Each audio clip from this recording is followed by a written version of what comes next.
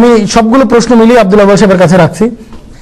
আচ্ছা, আমি চেষ্টা করি, আমার কাছে 5 মিনিট আছে, তারপর বিরতিতে আমি চেষ্টা করছি খুব সংক্ষেপে এটাকে গুটিয়ে কথা বলার জন্য।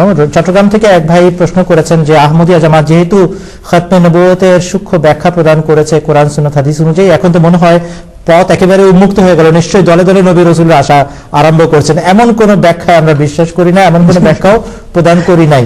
অত্যন্ত অত্যন্ত সূক্ষ্ম এবং সূক্ষ্ম ছাঁকনির মাধ্যমে আল্লাহ তাআলা সবচেয়ে যোগ্য ব্যক্তিকে শেষ যুগে ইসলাম পুনরুদ্ধারের জন্য হযরত মুহাম্মদ সাল্লাল্লাহু আলাইহি ওয়াসাল্লামের অধীনস্থ উম্মতি নবী করে পাঠিয়েছেন। এটা আমাদের দাবি, এটা আমাদের বিশ্বাস। কিন্তু এর মাধ্যমে কখনো অলি গলিতে নবী রাসূল আসা আরম্ভ হবে এই কথা আমি বলি নাই, আমরা বলি না এই কথা, কোরআন এই কথা বলে না। কোরআন শরীফ বলে ওয়ালাকাদ যাল্লা কাবলাহুম আকসারুল আউয়ালিন ওয়ালাকাদ আরসালনা ফীহিম মুনজিরিন। বেশিরভাগ লোক পথ হারালে যে যুগের চিহ্ন সাব্যস্ত হয়, তখন যদি কেউ দাবি করে তাহলে তার দাবি ফেলা যাবে না।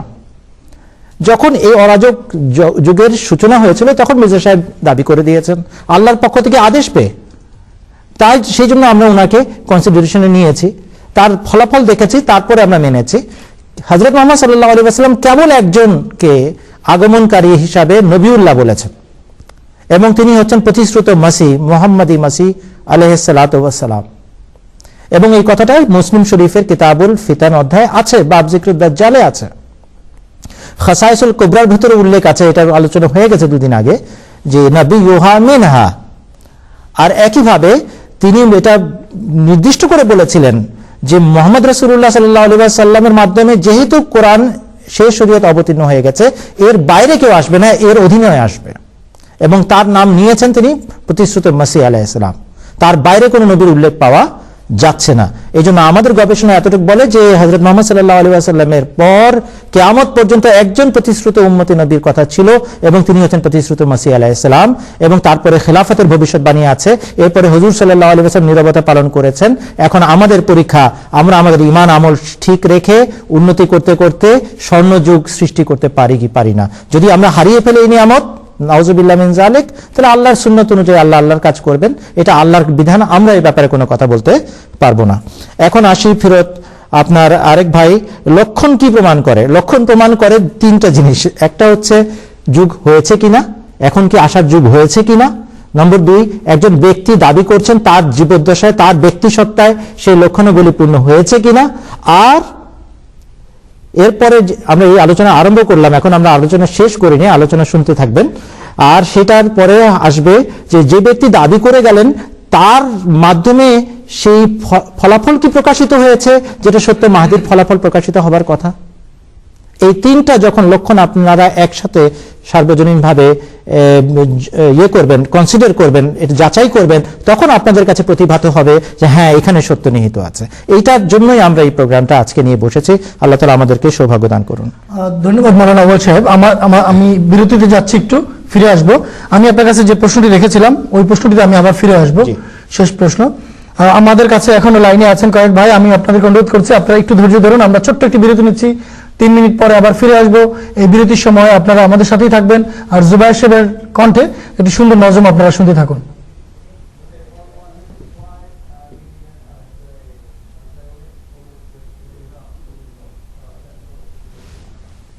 জীবন মরণ করিয়া স্মরণ, ভাবিয়া বলো ভয় বাজবে কয়দিন।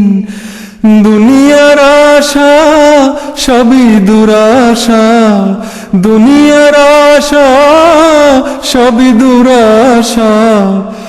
আখেরের কথা ভাবলে না একদিন, ভাবিয়া বলো ভাই বাজবে কয়দিন। জীবন মরণ করিয়া স্মরণ, ভাবিয়া বলো ভাই বাজবে কয়দিন। দুনিয়ার আশা সবই দুরাশা, দুনিয়ার আশা সবই দুরাশা। আখেরের কথা ভাবলে না একদিন, ভাবিয়া বলো ভাই বাজবে কয়দিন। ভাবিয়া বলো ভাই বাজবে কয়দিন। নবী ও লিপির গণ যত ছিল মহাজন, নবী ও লিপির গণ যত ছিল মহাজন, মৃত্যুর দ্বার দিয়া সবে করিল গমন, মৃত্যুর দ্বার দিয়া সবে করিল গমন। নাম ধরো মুসলমান, পড়ো নাকি কোরআন, নাম ধরো মুসলমান, পড়ো নাকি কোরআন।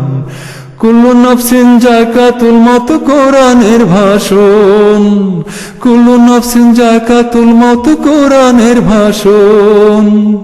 কোরআনে করো নজর সূরা আম্বিয়ার ভেতর, কোরআনে করো নজর সূরা আম্বিয়ার ভেতর।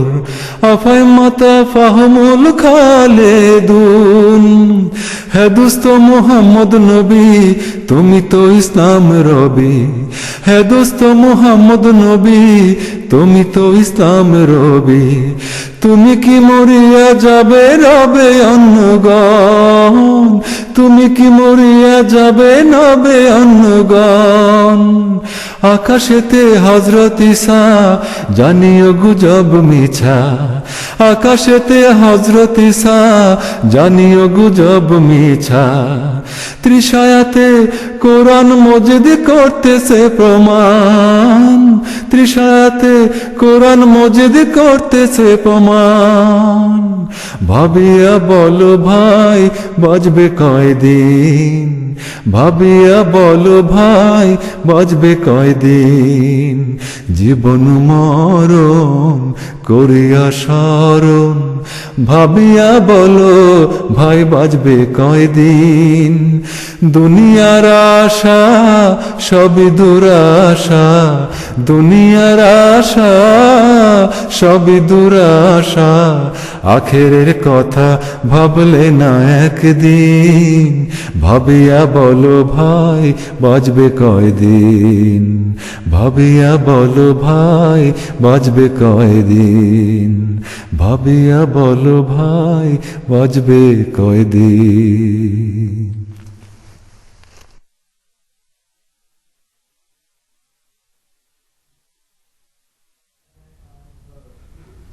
আসসালামু আলাইকুম দর্শক, ছোট্ট একটি বিরতির পর আমরা আবার ফিরে এলাম। আশা করি আপনারা আমাদের সাথে আগের মতো থাকবেন এবং আপনারা আমাদের অনুষ্ঠান উপভোগ করবেন।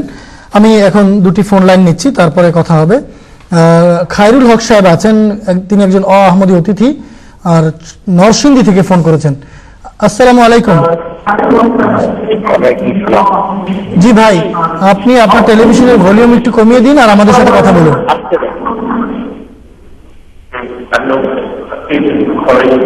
খায়রুল হক সাহেব, জি আপনার প্রশ্নটি করুন। ইমাম আহমদীর কাজ কি, তাকে কেন মানতে হবে? আচ্ছা, ধন্যবাদ। আপনার প্রশ্নের জন্য পেয়ে গেছি, আমরা প্যানেলের কাছে রাখবো আপনার প্রশ্নটি। আপনি আমাদের অনুষ্ঠান দেখছেন খায়রুল হক সাহেব, এই জন্য আপনাকে ধন্যবাদ। এরপরে আছেন ইস্ট লন্ডন থেকে আছেন শাহরিয়ার পারভেজ সাহেব। আসসালামু আলাইকুম। ওয়ালাইকুম আসসালাম, ভালো আছেন? জি আছি, ভালো। ভালো আছেন? এই তো ভাই, ভালো আছি। জি জি সবাইকে আমার সালাম দিবেন। জি জি আমার কি কোশ্চেনটা এখনই করবো? জি আপনার প্রশ্নটি করুন। আচ্ছা, আমার প্রশ্নটা হচ্ছে যে আপনার খ্রিস্টানদের যেটা আপনার ক্রুশ মতবাদ বলে একটা কথা আছে, এবং আপনারা বলেন যে আমাদের সমাজ থেকে যে ক্রুশ মতবাদ ধ্বংস করার কথা। তো জি জি জি জি ক্রুশ মতবাদ ধ্বংস করার জন্য আপনারা কি কি পদক্ষেপ অথবা নিচ্ছেন? আচ্ছা আচ্ছা, ধন্যবাদ শাহরিয়ার সাহেব আপনার প্রশ্নের জন্য। এরপরে 2 নম্বর লাইনে আছেন রাজু মাহমুদ সরকার, তিনি একজন আহমদী। তিনি কোন জায়গা থেকে ফোন করেছেন এখানে লেখা নেই। রাজু মাহমুদ সরকার সাহেব, আসসালামু আলাইকুম।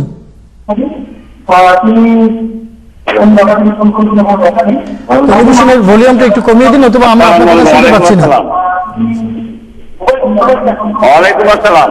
জি জি ভাই, আপনার শুনছি আপনার কথা। আপনি কোথা থেকে ফোন করেছেন? হ্যাঁ, ওয়ালাইকুম আসসালাম। আমরা আপনার কথা শুনতে পাচ্ছি। আমি মানি সিং ফুলবাড়িয়া কেশরগঞ্জ। আচ্ছা আচ্ছা, ফুলবাড়িয়া থেকে। আপনার প্রশ্নটি করুন ভাই। ফুলবাড়িয়া থানা কেশরগঞ্জ। জি জি ঠিক আছে, আপনার প্রশ্নটি করুন। আমার প্রশ্ন হলো হানাফিরা হানাফিদের পিছনে আমাদের আহমদিয়া জামাতরা কেন নামাজ পড়ে না? আচ্ছা, ধন্যবাদ ধন্যবাদ, আপনার প্রশ্ন পেয়ে গেছি। আমরা প্যানেলের কাছে রাখবো আপনার প্রশ্নটি, যদিও আজকে আমাদের আলোচনার বিষয়টি নয়, তারপরে প্যানেলের কাছে রাখবো যদি আমাদের কাছে শেষ দিকে সময় থাকে। ধন্যবাদ আপনাকে, আপনি আমাদের অনুষ্ঠান দেখছেন এই জন্য।